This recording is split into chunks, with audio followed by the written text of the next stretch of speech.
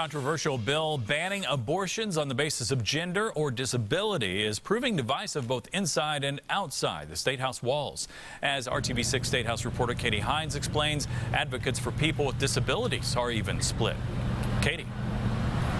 Todd, a statewide organization that advocates for people with disabilities is arguing that the legislature passed this bill for all the wrong reasons. But one Indianapolis family directly impacted by Down syndrome is celebrating the measure. In between her job at JCPenney, volunteering at church, and dancing at a local gym, 30-year-old Katie Shaw is sharing the message she took directly to lawmakers ahead of final votes on the abortion bill. People are people, and it starts with not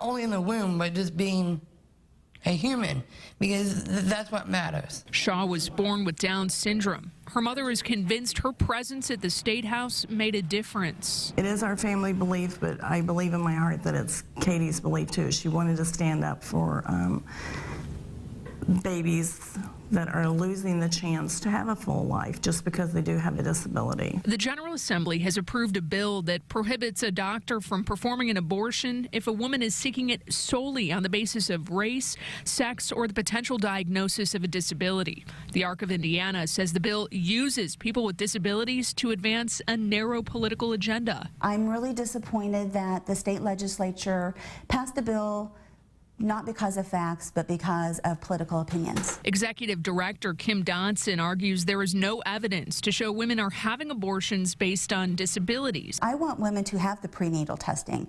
I want women to find out if they're going to have a child with disability so that they can prepare for that life.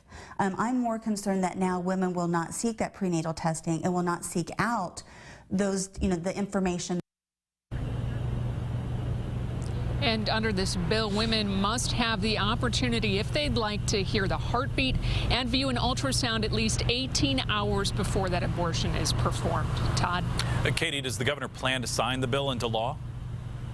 Well, he hasn't said for certain yet, but he told reporters last Friday that he will carefully consider it once it hits its desk, armed with his belief in a strong belief in the sanctity of life. Todd?